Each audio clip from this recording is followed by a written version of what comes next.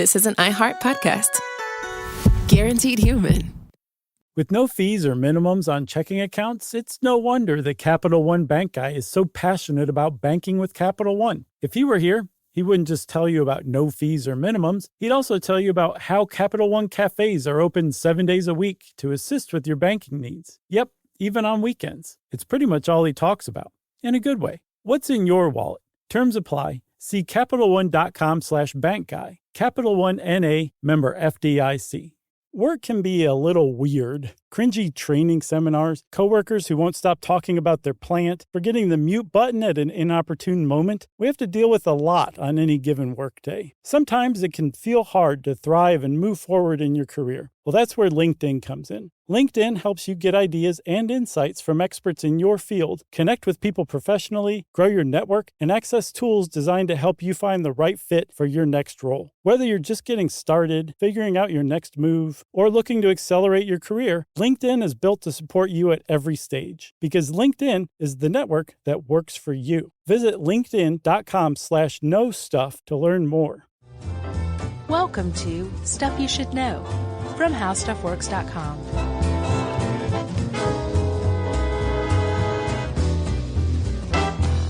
Hey, and welcome to the podcast. I'm Josh Clark. There's Charles W. Chuck Bryant. There's Jerry over there. And here we are doing Stuff You Should Know about hoarding. Yeah, Jerry's over there under a stack of pizza boxes and newspapers. Yes, but Jerry proudly displays them to anybody who comes into the office and makes eye contact with her, which makes her a collector of those things. A big difference. Well, yeah, I didn't say she's a hoarder. She's a pizza box collector. I gotcha. Okay. She likes those greasy after stains. Yeah, supposedly that prevents you from recycling pizza boxes. I think we talked about it in one of our episodes before, but I think that's a PSA that bears repeating. Yeah, I never got a final answer on that, so I throw mine in the recycling anyway. I don't know if that comes up the works or not. Is there a spectrum or anything like that? Or you're like, oh, this one is just so obviously loaded with cheese that I can't possibly recycle this? Well, mine are always loaded because I specifically request that the pizza be delivered face down in the box. Do you? Yeah, it's a little weird, but I like it that way. It's a way to do it for sure. Upside down pizza. Actually, you know what I should do is just tear the box in half and at least recycle the top. I think you may have just solved the real problem. Yeah. All right. From nice now on. work. I think we do need to do a follow-up recycling episode because I would imagine it's probably advanced by leaps and bounds since we last discussed it. Yeah, and here in my area of Atlanta, they quit taking glass. Really? A few months ago. Too heavy? Not enough payoff? I think it was just, and word got out that they weren't even recycling it.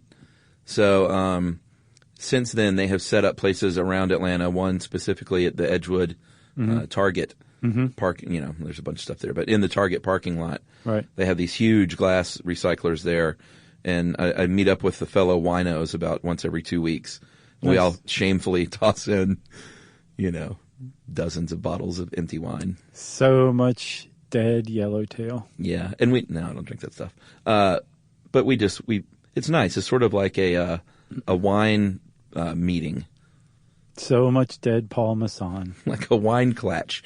I'm like, oh, what are you throwing away there? How was that? Is that right, really? Have you gotten any recommendations from those chance encounters? It's literally happened where we're I would meet a fellow wino, we're throwing away tons of bottles, and then we decide to own our shame and be like, hey, this one was pretty good, by the way, and start up a conversation, and then I get maced. Yeah, you take the bottle and go, Night Train, haven't heard of this one.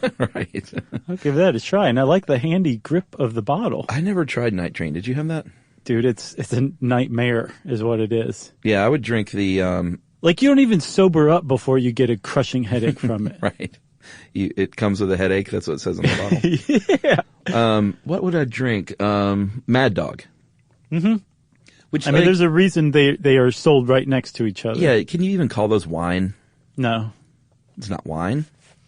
It's wine like... It's not even Prudo. It's wine like malt liquor is beer. It's related, but it's... I used to drink malt liquor, too. It's funny the stuff you would drink in college.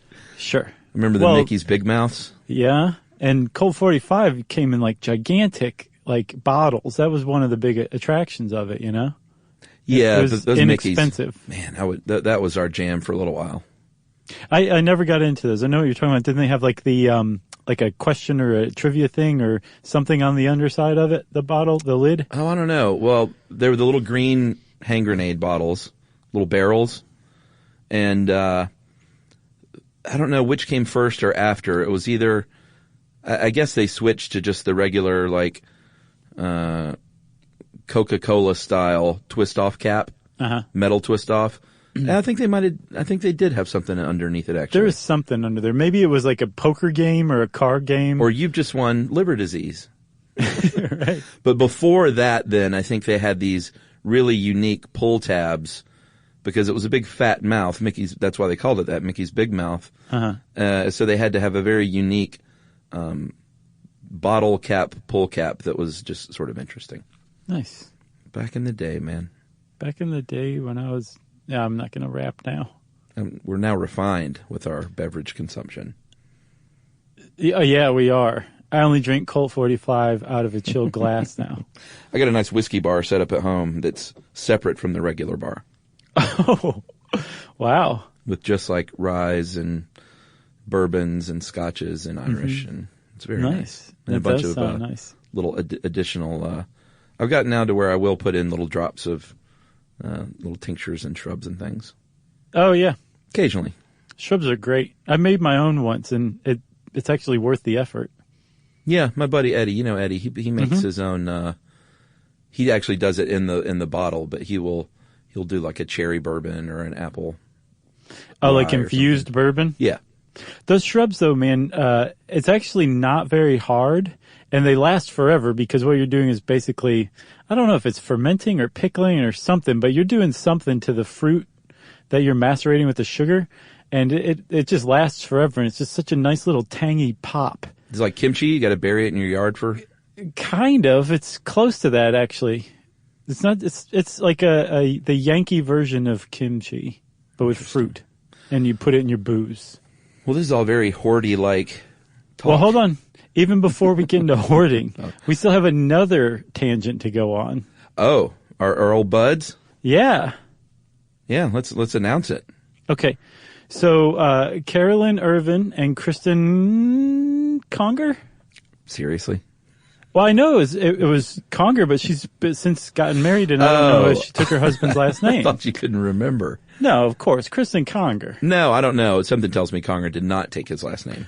Right. I could see that. Because then I would no longer be able to call her Kongs, which I know she loved. That's true. And she was probably there at the Social Security Administration thinking, I can't do this. What about Chuck? Yeah, I'm sure she thought of that. At any rate, Carolyn and Kristen, the former hosts of Stuff Mom Never Told You. Yeah. Which is now hosted by our pals Emily and Bridget. That's right. Right? So Kristen and Carolyn went off on their own, and they have now started a new podcast. That's right. This is the grand announcement here on Stuff You Should Know. That's right. It's called Unladylike, and I've heard the trailer, so it sounds great. And anything they're going to do is going to be great. They're pros. They really like. I know Stuff Mom Never Told You was started with Molly and Conger, but when Caroline came along, it really just found its true voice. No offense, Molly. And she just trashed her home office. It's just a great show, and Unladylike is going to be awesome, and I believe it's got a bit of a different flavor with interviews and stuff like that. But it is definitely going to be dealing with feminism and women's issues and advocacy, and their logo is great. It's a big middle finger, which is just so them. Yep. So they have a site up. I think you can get their podcast anywhere you get podcasts. That's kind of how it works. But they have a site as well called unladylike.co. Super British. Not .com, .co. Okay? That's right. So best of luck, ladies. I'm sure it'll be great. And you are always on our minds and in our hearts. How about that? Yeah, so nice of you. Good luck, Carolyn and Kristen. It's going to be great. Now can we hoard? Yes. Finally, at long last. Well, let's take a commercial break, shall we? No. Can you imagine? Molly would trash her home office again. So we're talking hoarding today, believe it or not, everybody. And basically everyone is fairly well aware of hoarding, thanks to a couple of high-profile reality TV shows about hoarders and hoarding. And then there have also been appearances of hoarders in literature. So even before it kind of became like part of the cultural awareness, it was also already kind of there. Like everybody thought, there's some guy out there who has a house full of something that he picked up on the side of the road, and it's just accumulated and he can barely get around his house. Like that was there before. But thanks to those TV shows, which actually sprung out of the first real research on hoarding as its own disorder, from the early 1990s by a Smith College psychology professor named David O. Frost, and then two of his students, Rachel Gross and Tamara Hartle. Those three people together actually formed the basis of our knowledge about hoarding the disorder. They took it out of the cultural reference, they took it out of the realm of Freud, and they got it ultimately all the way up into the DSM-5 in 2013, which is about the best you can hope for as an undergrad psychology student. Yeah, you get your DSM tattoo. Mm-hmm. Tattoo. Yep. And I believe those shows, one was called Hoarders and one was called Jerry's Pizza Box Collection. No, Jerry's a collector. Well, it was Jerry's Pizza Box Collection, I'm not a hoarder. Right. It was a little mouthy, little wordy. The log line was, if you're looking for a show about a hoarder, keep looking. But if you like pizza boxes and a lady who doesn't speak. 8/7 Central. It'd be very David Lynchian. Just this mute woman walking around poking at pizza boxes. Blackout bar over most of her face everywhere she looks. That'd be great. Yeah. All right, so we'll go ahead and get it going with a stat here. Back in the day, I was stat man. Remember that? Oh, of course. So I'm going to reprise that role. Okay. Do you have your cape still? Oh, yeah. It's on. See? Oh, yeah, I see. It's velvet. I couldn't see it. You weren't turned the right way. Yeah. Well, it's a thin cape for a broad fella. Right. So estimates, no one really knows because, like you said, it's very recently that it's been recognized as its own disease and not a symptom of another thing, even though it is, as we will see later, very much comorbid with other issues and mental illnesses. But despite the fact that we don't know a ton about the stats, there are estimates that say anywhere from 0.4% to as many as 5% of. That's high. Is this humans or humans? Americans? Humans? Yeah, I think the general population. Okay. Which that would make its prevalence higher than schizophrenia. Oh, wow. Yeah. Which I actually kind of believe if I stop and think about it. Sure. Well, the thing is, though, you don't, this is, and we're going to talk about all this stuff, but it's not often the kind of thing that presents itself out in public because these people are hiding in their houses full of stuff. No. And one of the early misconceptions about hoarders that we'll see is that it was mostly older people who were hoarding. Yeah. But, it turns out that they're the ones who get thrust into the limelight because it's a progressive chronic disease. They've been hoarding longer. Exactly. So by the time the news media becomes aware of this and drags these poor people out into the limelight, their hoard has gotten very big and they have aged. So that's why we initially thought that just older people were hoarders. It turns out it actually starts far earlier in life typically. Yeah, like a show about a 12-year-old with one corner of their room too messy. Yeah, just looking at it like, this is going to be huge one day. And we're joking Seriously. here, but this is a serious mental illness. But we joke about all kinds of things, so I don't want anyone to get upset about things like that. No, if you're new to the podcast, go listen to the comas episode. That'll set things straight. All right, so some of the symptoms of hoarding, and we're going to get into also in a bit the, I guess, myths, and separating those two is really important because it's very easy for someone to very dismissively say, oh, they're a hoarder because they have a lot of stuff. In my family, my in-laws, well, let me let Steve off the hook. Specifically, my mother-in-law, my grandmother-in-law, Mary, the eldest general of the Stuff You Should Know Army. and my aunt, Sue, Sharon, Sue, and Mary, they have a lot of stuff, and we call it the disease, sort of as a joke. But do they not, actually? Well, they're not hoarders at all, but they got a lot of stuff. They have a hard time throwing away, the stuff that they had that they think someone in the family might want. But I think that stuff, that's pretty typical. A lot of people are like that, and a lot of people have a basement room with a lot of junk in it out of being too busy or lazy, or maybe just a bit of the disease where you just like, I can't bear to part with it even though I really should. But that is not hoarding. Well, so my question would be then, have you ever seen them, and do you feel like they have the ability to clear out like the attic or donate some of the stuff? Like, yes, do they have the ability to part with the stuff? There have been pushes at various times, like when they're moving and stuff like that. Of course, it's a good time to do that. It is always a bit of a painful experience, but I think, like I said, everyone's got a little. Not everyone. Some people are so unsentimental that they'll just back the dumpster up and just empty their house into it and say, I'll get new junk. Sure. But it's a good way to move. Yeah, exactly. But it is a little bit of a hard time, and very famously, Charlie, Emily's grandpa, who left us on our wedding day, he famously passed away with buckets of bent, rusty nails. But he was not a hoarder. He was legitimately one of those guys who was like, I can straighten these and reuse them one day. And he believed in the value of just not throwing everything away, which is great. So let me ask you this, though. He would say, kind of with pride, like, look at all these awesome nails that I'm not wasting, you chump. No, not at all. It was just... was he ashamed of his bucket of nails? No, he would occasionally get out a nail and straighten it and use it. And it was just, everyone in the family knew, like, Charlie...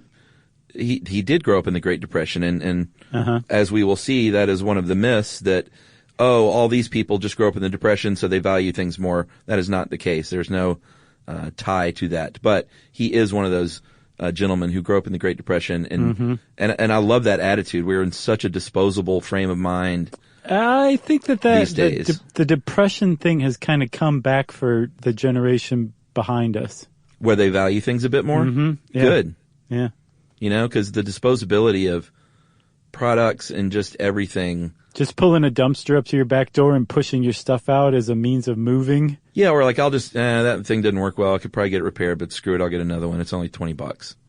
Right. Things like that, like, it kind of drives me nuts. So oh wait, my phone has a new version of my phone has just come out. Yeah. So now the company that made my phone is remotely slowing my phone down, so I have to throw it away and go buy another one. That's definitely part of the problem as well.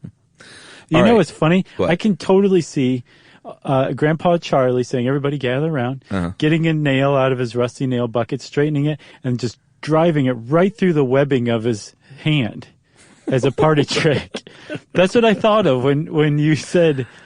Yeah, every once in a while he'd get a nail out and straighten it and use it. That's what I would think. What were the people? He's a pinhead. The people that would drive the nails through their nose. Yeah. The blockhead, that's what it was. Blockheads. Yeah. Can't believe we did a whole podcast on that. That's shameful. That was a good one, too. All right, so number one on the symptoms, though, is you literally have an inability to get rid of things and to stop acquiring things. So you may... If you go into a hoarder's home, you may go into their closet and see a rack of clothes with tags on them because they're like, this is on sale. It's such a good deal. I feel like I just have to get it. And then it's unworn a decade later. Yeah. So the early researchers, David Frost and his two students, Tamara Hartle and Rachel Gross, they initially, I think it was specifically Rachel Gross and David Frost, sorry, but that first study that they did on hoarders, they assumed that it would be all just junk, like stuff nobody could possibly want. And they were really surprised when they toured some of their study participants' homes and found like stuff still in the package, like clothes, perfectly fine clothes that had never been worn, but piles up to the ceiling that had now taken over the kitchen. Yeah. You know what I'm saying? That's the difference between being like, oh, this is actually a pretty good deal. I could use this someday. And hoarding. And another aspect of that too is if you're buying these clothes, sure, it might be a good bargain, but these are women's jeans and you're a man and they are, they're like half of your size. Do people do that? Yeah. Yeah, they'll buy clothes that don't even fit them. And are not, well, just I guess because people can wear what they want, so. Sure. But I'm saying like don't even fit you, right? And they, yeah, good point, Chuck. Thank you for that. But they basically won't pass up a bargain. It's one of the ways that they might acquire something. My mom has a little bit of that. Yeah, if you're a man and you dress in women's clothing, that is not a symptom of hoarding. No. And my mom doesn't have that. She has a little bit of the like, oh, it's such a good deal. I feel like I have to get it. You mean I went through an open house once and I've never seen more clothing owned not just by one person, by several families put together, but it was just one lady's clothes. And like they had built on like an addition to their attic and their garage top, and it was just filled with clothes, more clothes than anyone could possibly wear. And we noticed that like some of them still had the tags on. We're like, God, this lady has so many clothes. Now looking back after researching this, I'm like, she definitely had a touch of the hoarders disorder, I guess. She had a little bit of the hoards. Yeah, it didn't spill out into the rest of her house. So either it was just a touch of it, or her family was keeping it in check.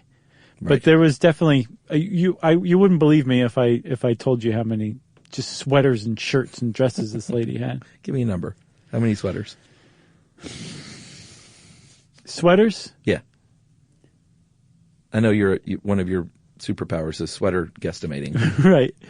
Sweaters and jelly beans. I would say, just from what we saw, she easily had 200-something sweaters. All right. Easily. And those were just the sweaters, man. Yeah. That's not including, like, tops, blouses, dresses. She had so many clothes. Wow. Yeah. My friend Ryan, I won't say his last name, his dad very famously had and I don't know, you know what, I asked him last time I saw him, and I can't remember the answer now, but at one point his dad had like warehouses with stuff.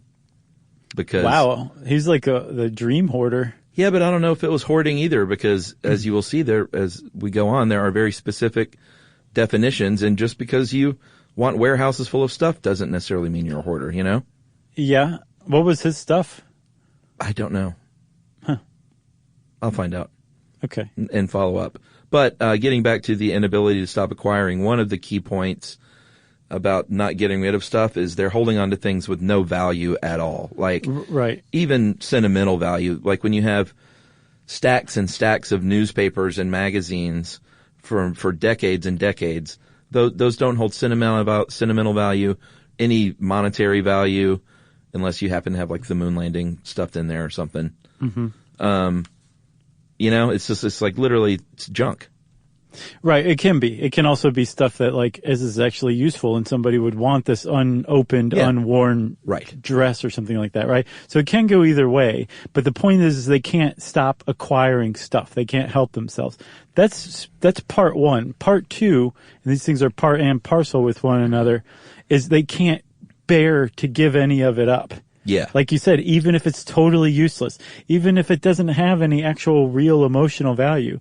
But that is a big one that a lot of them point to, is like they say, well, no, this means a lot to me. Mm-hmm. Or another explanation or another rationalization among hoarders is that like they're just kind of stockpiling. They might need all these clothes one day. That's the big thing, is some future event that never happens. Right, exactly. And the other one, I think, is that they use it as a reminder.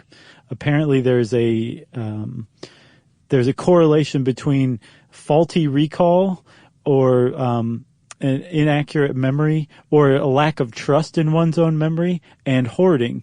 And so some hoarders will say, well, I keep this to remind me that I have to do this in the future, or remind me to get in touch with this person. So they imbue importance into all these objects that from the outside are junk. And apparently the stuff that they imbue these objects with is just rationalization. It's not necessarily really valuable in the way that they feel like it is to them. Totally. Another symptom is that, and this one I'm kind of curious about, we should talk about it, is the stuff is disorganized and very disorganized.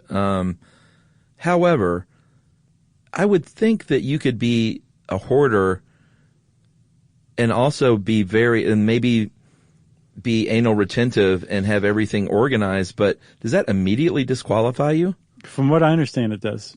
Huh. Yeah, you can have a lot of stuff and even very odd stuff. And if you organize it, that's a huge symptom of hoarding that's a box that's not being checked and would probably preclude you from a diagnosis of hoarding because they think that it has to do with your ability in the brain to make decisions. It's supposedly stems from perfectionism, which we'll talk about. But this inability to make decisions about, what to keep and what to throw away and being so paralyzed by it that you just don't make the decision at all and all this stuff accumulates, that also extends to organizing and sorting. You can't make the decision about what should go where or what goes with what. You just can't make decisions when it comes to your material possessions. That's a huge hallmark of, and I think a cornerstone of hoarding, the diagnosis. I'm going to take issue with that one officially then on the record. Okay. Like you could literally have every single symptom and you just might be like, no, all the newspapers go here and all the stuff goes here and it's literally caving in on me and I can't get rid of any of it and I'm ashamed of it and I have no quality of life. But I'm anal retentive. So I'm officially taking issue. No one cares. Well, you paint a pretty good picture in that sense.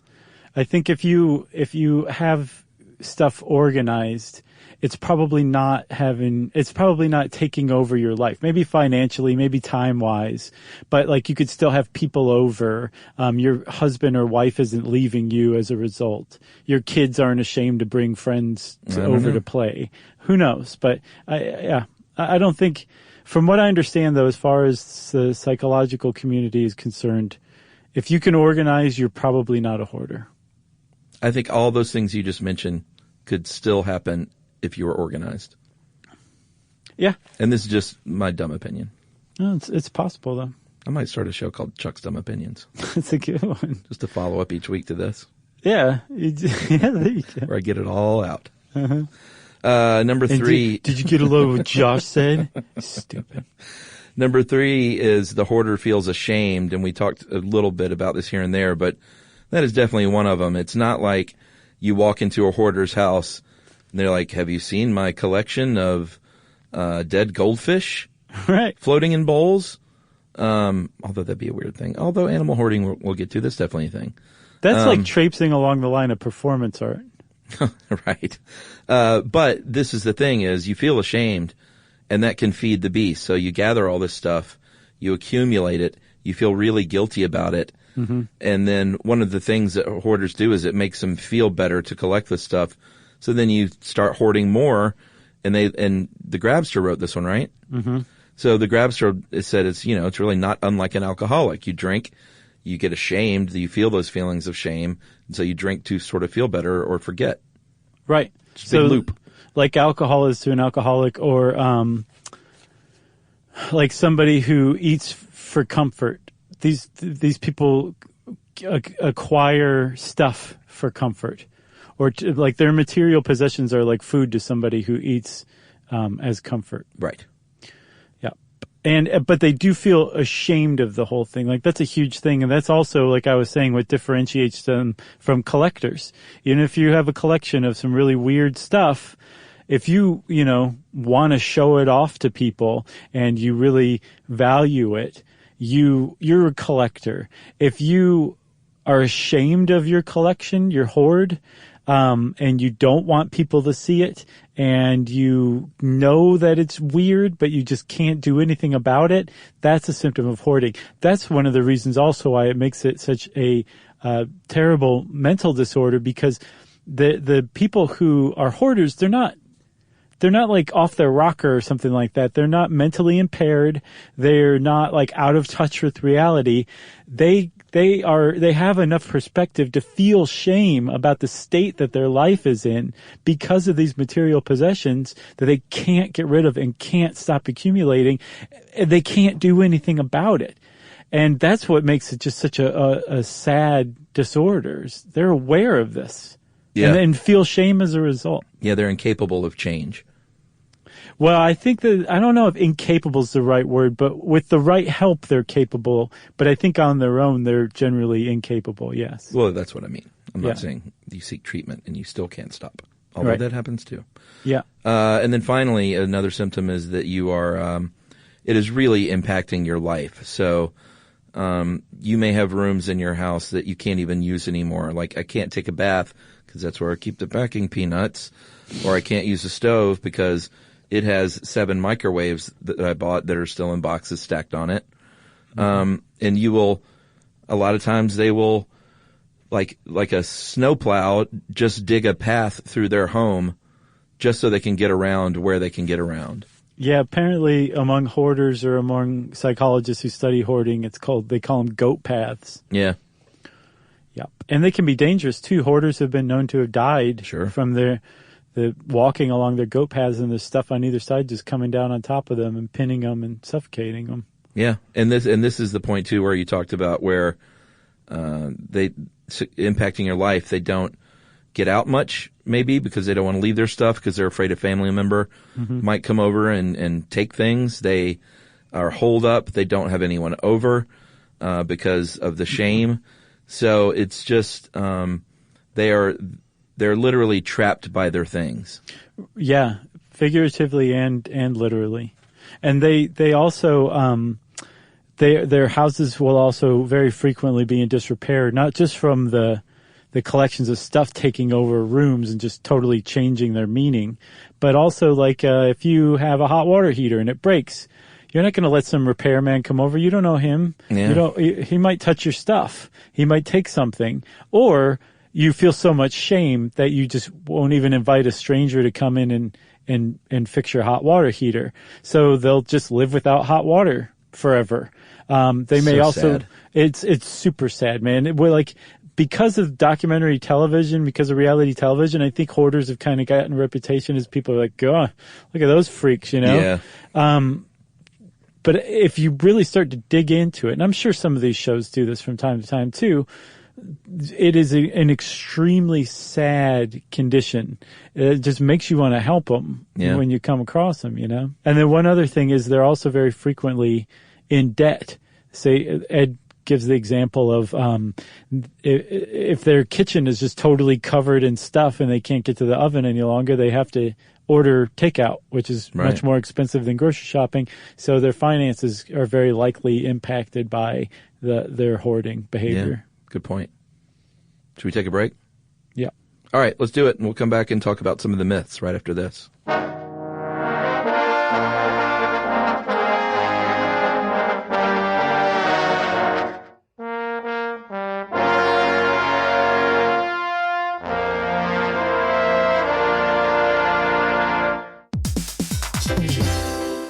Hey everybody, here's a fact for you. In the United States, there is a break-in every 26 seconds, and that means that somewhere right now, an intruder is getting closer. And the problem with most security systems is that they only alert you after the break-in has started, and that's too late. Well, that's what makes SimpliSafe different. They use alerts. SimpliSafe's U.S.-based live agents, they identify threats on your property and help deter them before they actually break in. So the intruder never gets into your house. The crime is stopped before it even starts. That's right. And another great thing about SimpliSafe is they have no long-term contracts. They give you peace of mind and great value with their monitoring deterrence plans because they just start at about $1 a day. Yeah, SimpliSafe sent us a setup years back, and I still use mine every day. Yeah, and apparently setup, you can do it by yourself in under 30 minutes, so it's a really good value and it doesn't take long. So if you want to experience the SimpliSafe peace of mind, you can take advantage of the SimpliSafe discount offered to Stuff You Should Know listeners. Right now, you can get 50% off your new system by visiting simplisafe.com/stuff. That's half off at simplisafe.com/stuff. There's no safe like SimpliSafe.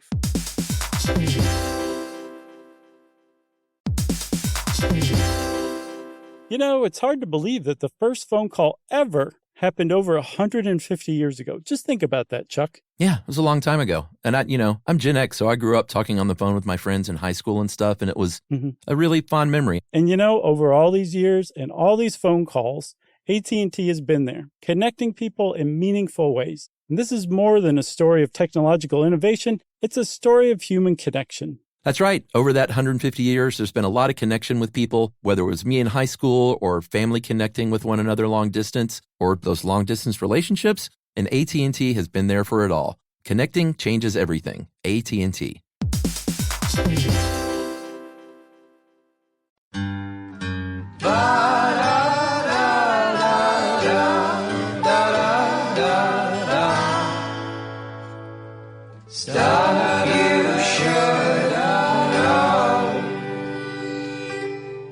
All right, so we talked about some of the truths, and some of the myths are as follows. And you mentioned, you mentioned the first one, that it affects only older people. Mm-hmm. Another one is that hoarders are lazy, and that is just not true. In fact, they may be very busy in there with, while they may not be organizing, they may be moving things around and obsessing about it, and or they also might be on the recliner, just hoping they don't get caved in on. But the point is, stuff isn't there because they're lazy. It's a mental illness. Right. That's a big one. Yeah.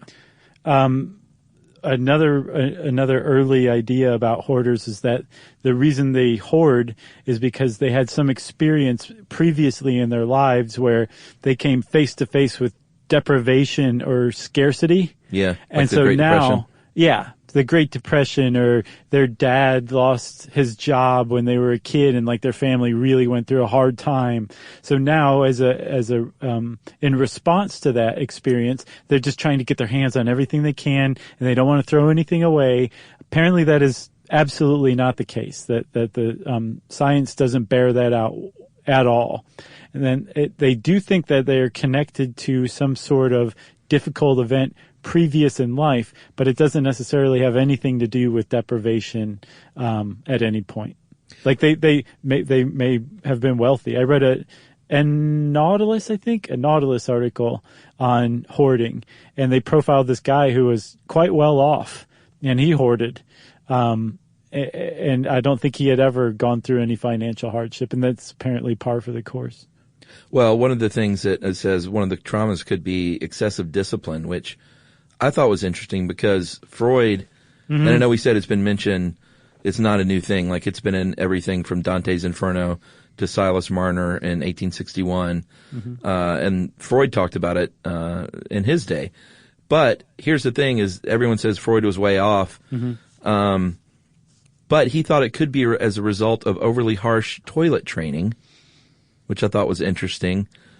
Because while that is not true, if it came from excessive discipline and you were excessively disciplined while toilet training, maybe he wasn't that far off. Yeah, you're right. He probably wasn't. Like I said before, the guy was one of history's great thinkers. It's just, you shouldn't use the phrase anal character when you're describing what the problem was with hoarding. Which he did. He did. Yeah. But yeah, you make a really good point, actually, that he maybe he wasn't that far off. But if it is discipline, overly harsh discipline in adolescence, I think that's a big one. I think the loss of a significant other, of a close family member, some sort of loss of love it can trigger hoarding behavior in some people, or has been known to bring the disorder on as well. I can see that. Like, I lost that thing, but I can keep all this. Right. Like, that I can control. Right, and that also would explain why they tend to imbue emotional attachment into their possessions. Yeah. Like these things equal love to me, and now I can hang on to them, and they're never going to leave me. Yeah. I'm telling you, it's a very sad disorder. Another myth is that it's a symptom of OCD, obsessive compulsive disorder. For many, many, many years. We're just now starting to understand more about it. But for many years, they thought it was either just straight up was OCD or was just an offshoot of it. But like you said, with the DSM, it is its own distinct disease, but it can be comorbid with OCD and other things like anxiety. So it's, I see why people get that confused. Yeah. Some study took away the criteria for, took away the hoarding criteria from OCD, right? So it just gave these people a checklist to determine whether they had OCD or not, but took hoarding out of the equation. And hoarders tended to not qualify for OCD. Only like 16% of them do or something like that. Huh. So it's connected in some cases, but definitely not in all cases. And it's certainly not just an offshoot of OCD itself, like you were saying.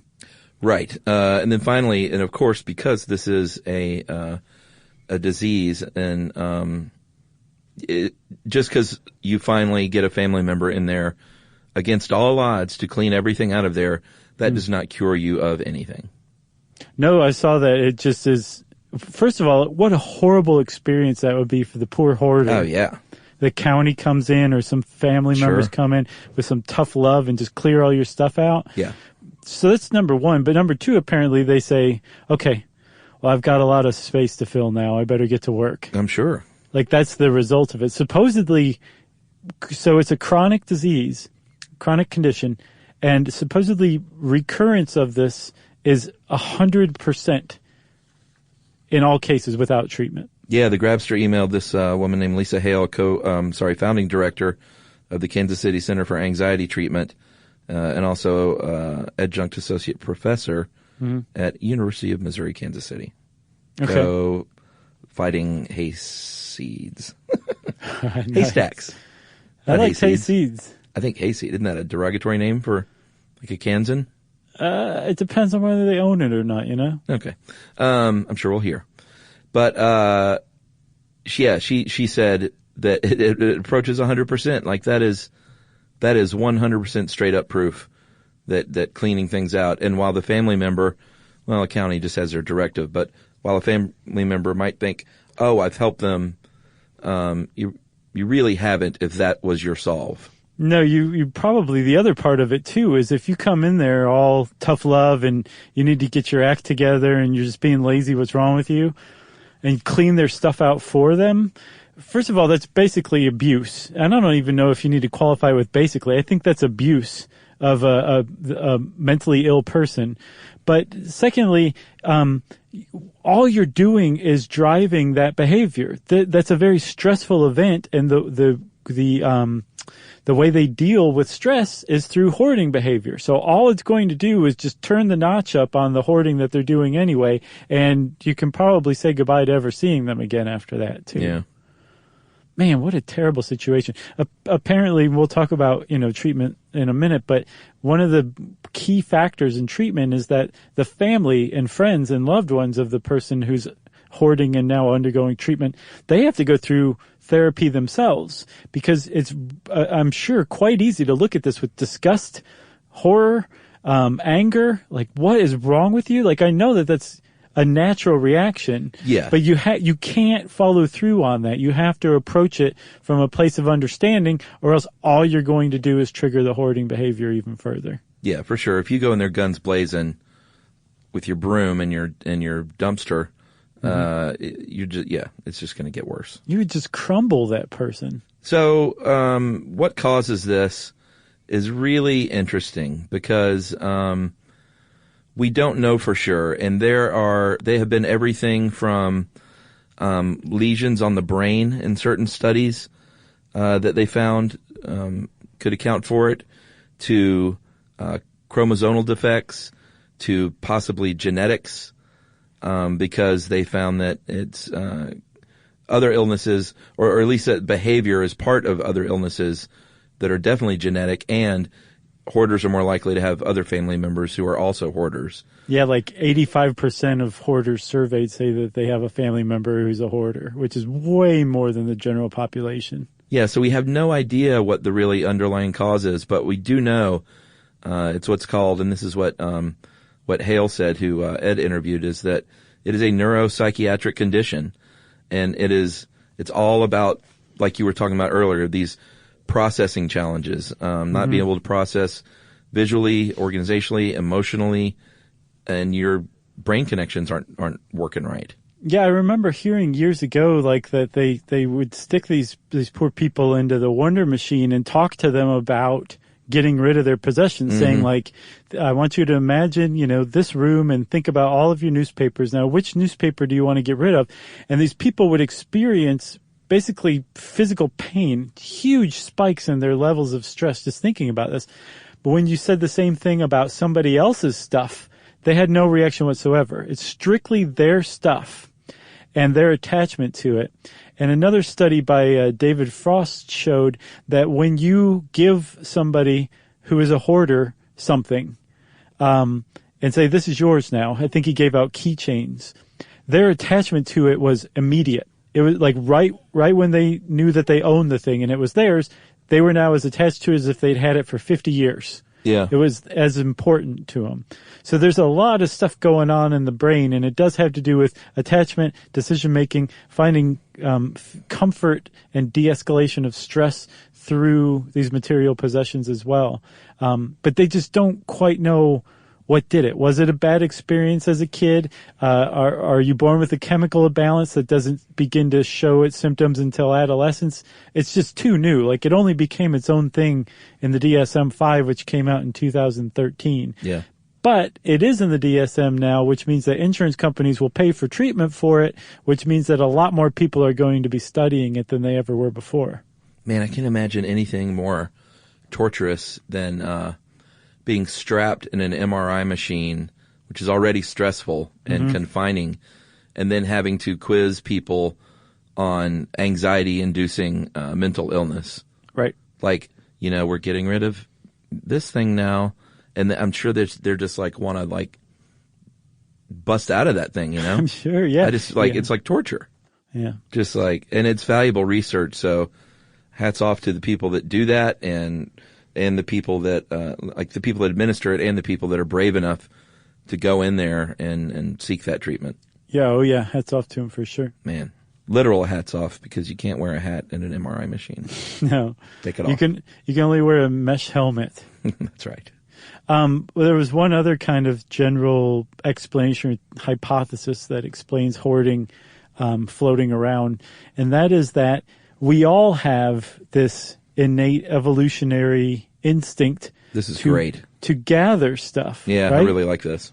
Like it's part of our mammalian heritage, and they think that in people who hoard, this instinct has basically gone haywire. Yeah.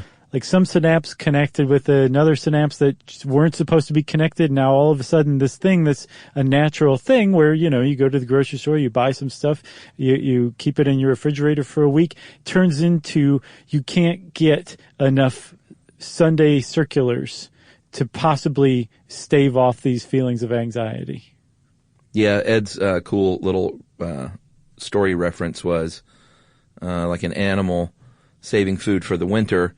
Do they work extra long to prepare for a possibly long winter, but stay out there and are more vulnerable to getting eaten by the cheetah while they're collecting stuff? Or do they say, you know what, I'm going to go ahead and get in the cave. I've got enough stuff. Eventually, there will be that long winter, and those animals will die out. So, over the course of time, the long winter evolutionary trait will be the one that's passed on. Yeah. It's really interesting. The guy whose paper he based that on, you should see this paper, man. It's got like sigma everywhere, and he's talking about squirrels gathering nuts, but there's all these really complex math and statistical formula that he's got on his paper. But the overall gist of it is pretty fascinating, and it proves, or it definitely lends credence to the idea that it is a naturally selected evolutionary trait to gather a lot of stuff. Most of us, though, have this cutoff point where we know I don't need anything more than this, or anything more than this is irrational. Yeah. And people who hoard definitely don't have that cutoff point. Yeah, we have a room in our house that is full of stuff, and it's not hoarding. We don't have a place for this stuff. Right. We live in a 80-something-year-old craftsman. Mm-hmm. And those houses just don't have the closet space and the storage space. Yep. We don't have a garage. We do have an attic that has some stuff. And in theory, we could probably move all of this stuff up there, but most of this stuff we kind of need access to more often. Mm-hmm. So we're not hoarding, but it's just like our house is small. And we could go, the other route and go a little more minimalist for sure and get rid of this stuff. Trust me. Sure. But if you don't want to, you don't want to. Well, yeah, but I mean, it's a problem when we have a guest spend the night, which is not often. Because that's our, quote, guest room, unquote. I gotcha. Well, I was going to say you guys need to get to the Container Store. No, a lot of the stuff's in containers. Oh, well, you need a container for your containers. And what we do, it's funny, when we do have the occasional guest, they are invariably a very, very close friend or family member, and so they understand, and we clear the goat path. That's very nice. To the bed. Very nice. They're like, just dive over onto the bed, and then when you wake up and you want to get up, just call us and we'll lower the crane harness. That's right. But we are not adding on to our house, but we're finishing the basement. Mm-hmm. So hopefully that will be the solve. Nice. Because we're going to have lots more good storage down there. There you go. Bing, bang, boom. Problem solved. Except we're having to do house construction, which is the worst. Right. For your stuff. All right. Should we take one more break? Yeah. All right. Let's do that, and we'll come back and talk just briefly about the very famous Collier brothers, and then hit on animal hoarding, which could be the saddest of all hoarding. Mm-hmm.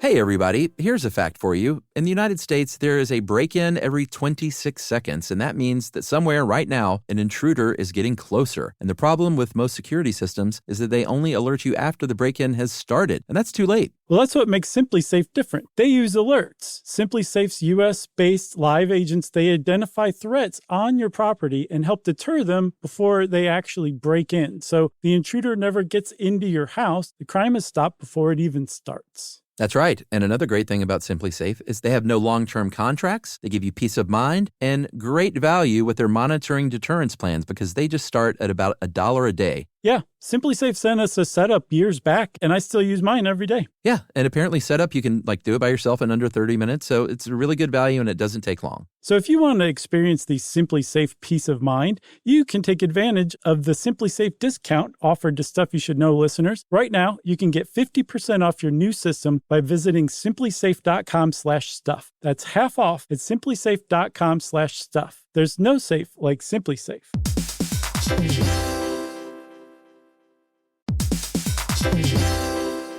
You know, it's hard to believe that the first phone call ever happened over 150 years ago. Just think about that, Chuck. Yeah, it was a long time ago. And I'm Gen X, so I grew up talking on the phone with my friends in high school and stuff, and it was a really fond memory. And over all these years and all these phone calls, AT&T has been there, connecting people in meaningful ways. And this is more than a story of technological innovation. It's a story of human connection. That's right. Over that 150 years, there's been a lot of connection with people, whether it was me in high school or family connecting with one another long distance or those long distance relationships. And AT&T has been there for it all. Connecting changes everything. AT&T.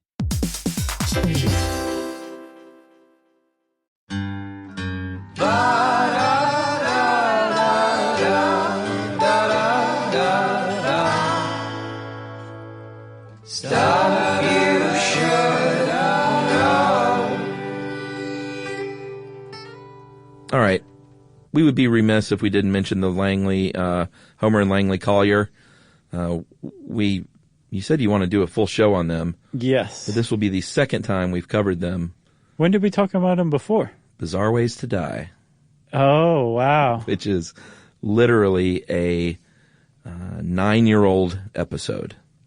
Yeah, that is old. So I would say we could probably still get away with a full episode because if you listen to the one in April 2009 and the segment on the Collier brothers within that 25-minute episode, right, then you would probably appreciate a more fleshed out version. I would love it, but just the broad strokes of it are that Homer Collier went blind later in life, and his brother Langley took care of him. Well, Langley was a hoarder and accumulated more and more stuff, and eventually Langley died. He was crushed by his stuff, and Homer, who was 100% dependent on Langley, starved to death in their brownstone, and they were found Ta-da! separately, weeks apart. This is in Harlem, New York City, and if you just look up pictures of this and the crews and the removing of things, it's really something else. And there's actually a little park there named the Collier Brothers Park. Yeah. That in early 2000s, there was a push to get that changed because they were like, we should not name a park after these guys. Right, yeah. But as far as I can tell, it's still named that. I don't think that went anywhere. Huh. But yeah, let's definitely do and in fact, I think it was called Collier syndrome for a while too, huh? Yeah, for a while. I mean, they were pretty famous because all the New York papers got in there and like printed all sorts of pictures, and they had just a fascinating story. All right, now we might as well finish on the saddest of notes, which is animal hoarding. And we're not talking about, well, it could be Crazy Cat Lady, but not necessarily. I think she's an archetype of animal hoarders. Right. So in this case, we are talking about, and I know you've seen stories probably on the news here and there. These are people that hoard animals to the extent where it's just like the other stuff. It is, their house is often filled with feces and smells of ammonia, full of maybe fleas and ticks. Can't have people over. Mm-hmm. And it's one of the saddest because these people can't bear, they think they're doing the right thing. Yeah, by saving these animals, but they're not, because these animals almost 100% of the time are very much suffering. Yeah. Yeah, it's like hoarding, but your newspapers and plastic grocery bags don't suffer. With animal hoarding, the hoarder suffers and the animals suffer as well, because no matter how great the intentions of the animal hoarder are, and apparently that is one of the bases of animal hoarding, is that they really do have the best of intentions. They feel like they're rescuing the animals that no one else wants. They're animal lovers. They're taking them into their home. Yeah. They're feeding them. They're caring for them. The problem is they can't stop acquiring them. So it reaches a point where the animals, they can't possibly, there's not enough hours in the day to properly care for all the animals. And even if you had help and you had the money to buy food and veterinary care for all these animals, there's still a huge factor in that these animals are living very close together in ways that they should not be. That's not natural for them, so they're stressed out all the time. Yeah, and another one of the hallmarks could be, not always, but a lot of times these are people that are left alone in life, either from being widowed or divorced, or just their family has gone, or they just may have trouble interacting with people. And these animals, in this article you sent, they call it a conflict-free relationship, and they surround themselves with this thing because it's filling them with something that they can't get oftentimes out of humans. Right. Which is unconditional love. Yep. The problem is again, sad. It is very sad because there's that extra component, the extra very important component of suffering animals. And when people hear about this stuff, you just immediately like kind of hiss at the people who do this when you hear about it on the news and don't really know what's going on. But again, when you dive into the psychology behind it, it's extraordinarily sad because these people have the best intentions for these animals.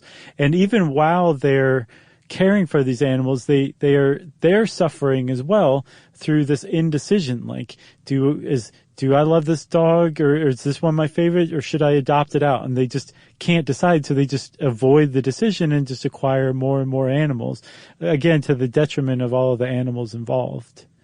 Yeah, and just like with regular hoarding, removing these animals, because by the time you see it on the news, it's probably because the county is in there and animal control is in there, and you see these sad stories where they're literally taking out these like dogs clearly suffering from malnutrition, or cats or whatever. And that does not solve the problem. They have to seek therapy. And just like with object hoarding, if you're a family member, confronting them, being angry, even though this one is probably even tougher to not be angry if you're an animal lover. Right, yeah. You need to just keep that in check and try and be compassionate and help them so you can help the animals as well. Right. So there are some stats on this animal thing. Where did you get this? Where was this from? This is a good article. Oh, man, I wish you hadn't asked. I'll tell you by the time you're done with the stats. All right. I'll just tick through a couple of these. Every year, 3,500 hoarders, animal hoarders, come to the attention of the authorities.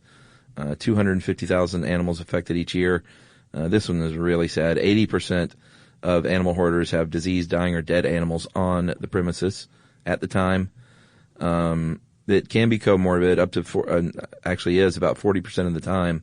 Object hoarders are also hoarding animals. And like I was talking about being lonely or widowed, perhaps, or divorced, 70% of animal hoarders who the authorities know about are females who are single, widowed, or divorced. So the thing is that's skewed differently for some reason. Apparently, if you just go out and sample the community, hoarding is pretty much evenly divided among men and women. I'm not sure why we typically think of them as women, but apparently... For animals or in general? In general. Oh, well, this is animals specifically, so... Oh, okay. I got you. There may be some sort of deeper compassion from women. I don't know. Who knows? But I don't want to undermine the efforts of the Anxiety and Depression Association of America. Of course. Whose site this came from. Yeah. Thanks very much. Those great stats. Good website. Yeah. So let's talk real quick about treatment of all kinds of hoarding. That's a big one, is the family intervention and loving support is a huge part of it, because hoarders apparently don't initiate treatment themselves, even though they know that they're suffering typically. But apparently talk therapy is proving to be the best treatment for hoarding. And that's where, say, a cognitive behavioral therapist talks you through your own beliefs about things. Like, well, what will happen exactly if you have to give away your plastic grocery bags? And they make you say it out loud. And when you say it out loud, maybe there's a little part of your brain that's like, wait a minute, that does sound a little kooky. And maybe they say, well, really, what you just said, even if that did happen, even if that negative outcome did happen, is that really as bad as it sounds in reality? And they just kind of talk you through your beliefs while at the same time basically dragging them out into the open, so that they're not just in your head anymore, they're out there, and you kind of have to evaluate them in a different way, speaking with this trained professional. Yeah, and I would imagine it's probably a go slow thing. Like maybe next week bring in something that you care about, and we're gonna get rid of it together. I doubt if it's like they have some talk therapy and then they just go through and clear the house out. It's probably a very gradual thing to heal someone of this. Yeah, but I think it is gradual, like you said, and again, family has to support it, because, they may give the person, they say, like, your therapist knows exactly how you feel every Thursday at 2:00, Yeah. I mean, you're there for an hour, probably more than that if you are a diagnosed hoarder. And you're undergoing treatment. But the point is it's not an inpatient treatment. You go back home afterward and they give you homework. And if you're a chronic hoarder, you're probably not going to do the homework. So you need to have family saying, well, didn't Dr. So-and-so say you needed to start to clear this room out this week? And just kind of be there and know what's going on and support the treatment as well, and not just leave them to their own devices. Yeah, and the hoarders that have no family and support system, those are the ones that are just so tragic, because they're the least likely to get help and seek help, and potentially die a very kind of sad, lonely life surrounded by their stuff. Yeah, I think those are the ones you see on the news, the ones that don't have family and friends anymore. Yeah. So I guess the upshot of all this, Chuck, is that if you know a hoarder, maybe go be nice to them and see if you can help them out, because they are most likely suffering. Compassion. Yeah, there you go. If you want to know more about hoarding, you can type that word into the search bar, bring up this excellent article by Ed Grabanowski on howstuffworks.com. And since I said that, it's time for listener mail. Short and sweet is what I'm going to call this, because it cracks me up occasionally when someone is just cracked up by some dumb thing we said. Okay. I know this one. Hey guys, you made my day once again. I spend December listening to Christmas music. Me too, by the way. Oh man, I was done in week 1. Yeah, I can muscle through generally for the most part. Not 100%, because eventually Emily can go 100%. It wasn't the Christmas spirit, just Christmas music this year. I was like, ugh, I can't take this at all. Yeah. Eventually I have to say, all right, we need to like turn on Radiohead or something. Okay. And that's what I go to, because she can always listen to Radiohead. Yeah, she's like, I love Radiohead's Christmas album. Oh my God, can you imagine? Now I'm just hearing various versions of that in my head. Very nice. So I spent December listening to Christmas music, so I got behind on my podcast. I'm currently listening in reverse to December. I was just driving to work listening to Cake, and I almost had to pull over because I was laughing so hard at the conversation about oven doors. Chuck, do you have a window in your oven door? Josh, of course. What am I, a communist? Between that and Chuck baking in his dishwasher, you two made this a perfect day. Gotta say, cannot wait to see you next week again in Portland. My Stuff You Should Know bingo board is ready. Travel safe. And that is Jen Hunt. Jen, by the time this comes out, we will have just been in Portland. And maybe we have even met you. Yeah, I hope you enjoyed the show. Hope everybody in Portland enjoyed the show. And as a follow-up, I don't know if I officially said... Oh, I'm glad you're saying this. I think I posted on Facebook, but I definitely do not have an oven window. No, Chuck is officially a communist. He has an oven without a window, and I've never seen anything like it before. It's like a tank. It's great. Yeah, it's a good-looking oven. I don't want to see that junk cooking. Okay. Well, if you want to get in touch with us to let us know how we cracked you up, we love hearing about that. You can tweet to us. I'm at Josh Clark and at SYSK Podcast. I also have a website called areyouserious.clark.com. You can hang out with Chuck on Facebook.com/Charles W. Chuck Bryant or at /Stuff You Should Know. You can send us an email to stuffpodcast@howstuffworks.com. And as always, join us at our home on the web, stuffyoushouldknow.com. For more on this and thousands of other topics, visit howstuffworks.com.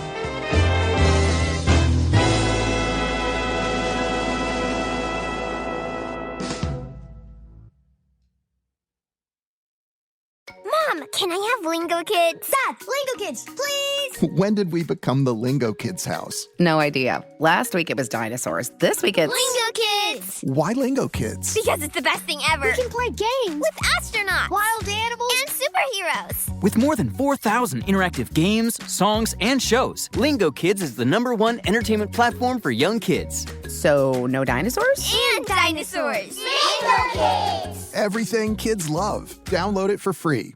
You know, you could be adored by everyone and still completely ignored by your cat. Trust me, I know. But if you feed your cat Sheba, you can go from being ignored to truly adored in 12 days guaranteed or your money back. Sheba has a full menu of products, appetizers, entrees, treats, even a kitten's menu. It's so cute, so Sheba has a product for even the pickiest eater. Like Sheba Puree, it's made with bone broth, they are chef-inspired flavors, it's got a smooth and creamy texture that cats love, and contains no corn, wheat, soy, or artificial flavors. It's food that your cat's gonna love. To learn more, check out Sheba.com. That's SHEBA.com. This is an iHeart podcast.